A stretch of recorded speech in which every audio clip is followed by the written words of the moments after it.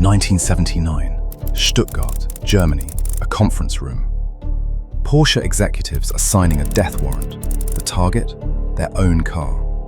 The 911. After 16 years of production, they've decided the 911 is obsolete, old-fashioned. The engine's in the wrong place. The design is outdated. The future belongs to front-engine, water-cooled cars. They've already built the replacement, the 928. More modern, more powerful, more logical. The 911 will be dead by 1985. Except it didn't die, it couldn't die, because the Porsche 911 isn't just a car, it's a virus. An idea so infectious, so perfectly engineered to survive, that it's been replicating itself for over 60 years. This is the story of the car that broke all the rules. This is the story of automotive immortality. This is the 911, and it starts with a mistake.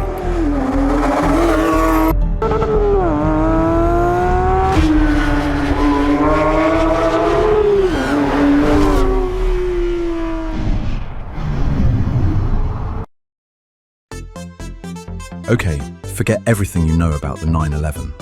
Forget the legend, forget the heritage. Go back to 1963. Porsche is a small company. They make one car, the 356. It's cute, it's quirky, it's based on a Volkswagen Beetle. And by 1963, it's old news. Ferry Porsche, son of Ferdinand Porsche, founder of the company, has a problem. He needs a new car, something modern, something that will carry Porsche into the future. So his design team, led by Ferdinand Butzi Porsche, that's Ferry's son, starts sketching. And here's where it gets weird. Normal car companies in 1963 are putting engines in the front. Water cooling is the future. Mid-engine is for race cars. Everyone knows this. Butzi Porsche? He draws a car with the engine behind the rear axle, air-cooled, hanging off the back like an architectural mistake. Engineers look at this design and see problems. The engine weight is past the rear wheels. This creates pendulum effect. In corners, physics says this car will want to spin. It'll be unstable, dangerous even. The front end will be light, understeering into corners, then snap oversteering when you lift off the throttle. This is a widowmaker waiting to happen. And they're right, this is a terrible idea. But here's the thing about terrible ideas. Sometimes they're perfect. Because yes, the 911's rear engine layout creates snap oversteer. Yes, it's technically wrong. But in the hands of someone who understands it, someone who learns to dance with that pendulum effect, it becomes the most engaging, most alive car ever created. September 1963, Frankfurt Motor Show. Porsche unveils the 901. The reaction? Stunned. This car is beautiful. The shape, designed by Butzi, is simple, pure, perfect. It looks fast sitting still. That roofline, that rear slope, those round headlights. This is a design that looks like nothing else on the road. There's just one problem. Peugeot owns the rights to 3-digit car names with a 0 in the middle in France. So the 901 becomes the 911. And that name will become Immortal. Production starts in 1964. The engine? A 2.0-litre flat six, making 130 horsepower. Doesn't sound like much, but here's the secret. It revs to 6,800 RPM. In 1964, it sings. That flat six sound, like mechanical fury, is intoxicating. And the car weighs just 1,080 kilograms. Light, agile, alive. The first reviews come in. Journalists are confused. Difficult to drive fast, they say. Requires skill, they warn. Not for beginners. And the enthusiasts? They hear that and think, perfect.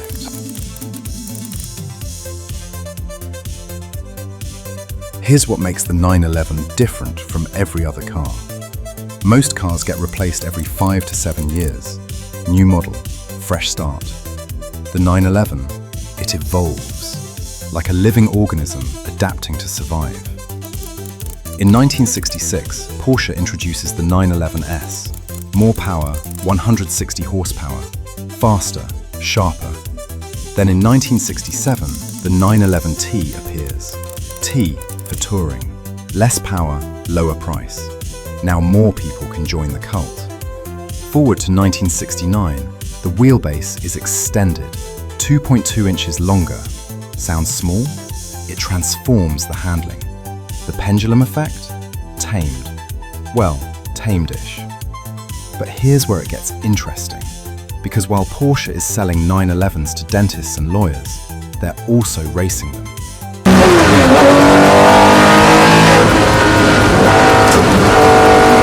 Rally championships, endurance racing, hill climbs. The 911 is destroying competition. 1973, the legend appears.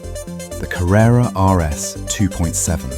2.7 litres, 210 horsepower, lightweight body, that ducktail spoiler. This car is pure. This car is perfect. This car sells out immediately. Porsche planned to build 500 to meet racing homologation. They built 1,580 because demand was insane. Today, a clean RS 2.7 sells for over $1 million. Think about that. A 1973 Porsche, more valuable than most houses. 1974, disaster. New US safety regulations. The 911 gets massive impact bumpers. Chrome, ugly. The car looks neutered. Journalists call it ruined.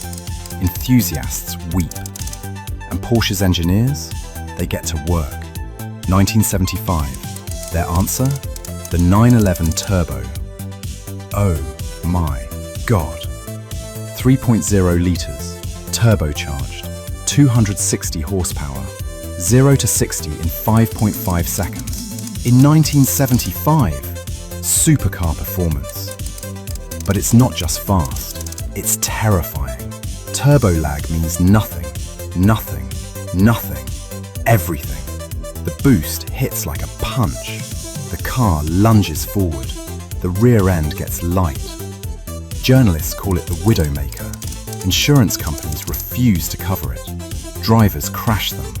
And it becomes the most desired Porsche ever made. Because that's the 911 curse. The more dangerous it is, the more people want it. Which brings us back to 1979. That boardroom, that death warrant. Porsche has spent years developing the 928. Front engine, water-cooled, V8 power, modern technology. It's good. Actually, it's brilliant. Motor Trend names it Car of the Year. It's faster than the 911, more comfortable, more refined. Porsche's plan is clear. 928 becomes the flagship. The 911? Phase it out. By 1985, the 911 will be history. They even stopped development on the 911. Why invest in a dead car? Except the customers revolt. The 928 sells okay. The 911 keeps selling. People don't want the logical choice. They don't want the sensible car. They want the insane rear-engine, air-cooled, widow-making 911. Porsche engineers beg management. Don't kill the 911. Let us evolve it. 1984. Management blinks. The 911 Carrera 3.2 appears. Updated interior, more power, 231 horsepower, better brakes, and it explodes in sales. 1989, complete redesign. The 964, 85% new parts, coil springs instead of torsion bars, power steering, ABS, all-wheel drive option.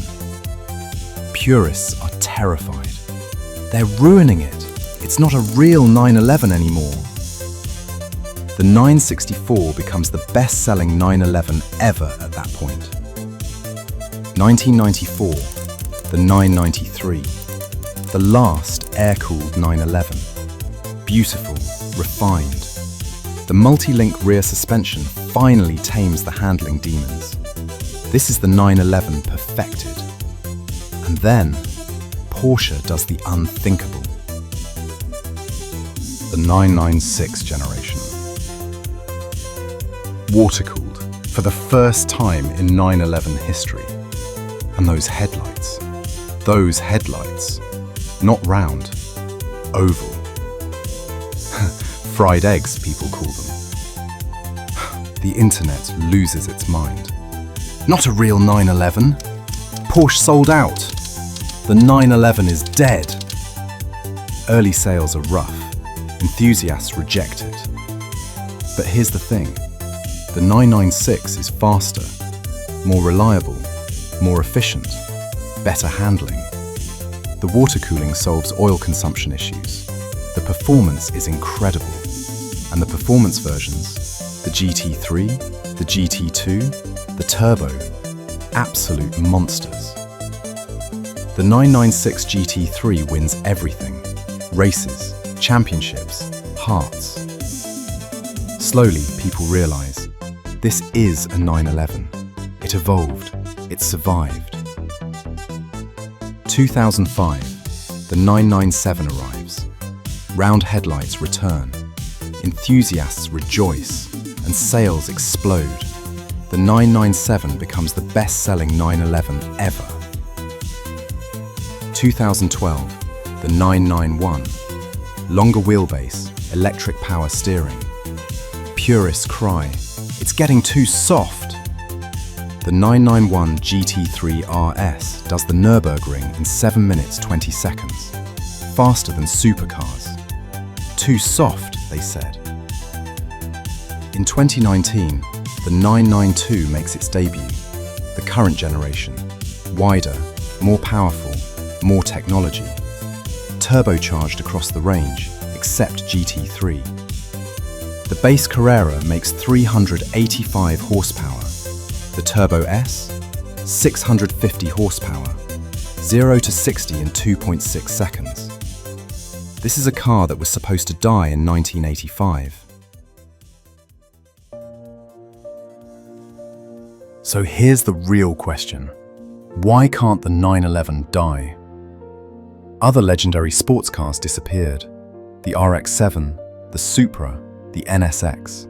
They took breaks. They got replaced. They became history. The 911, 60 years, never stopped, never paused, never died. Is it because of racing success? Sure. The 911 has won over 30,000 races, more than any other sports car in history. Le Mans class wins, rally championships, endurance racing domination.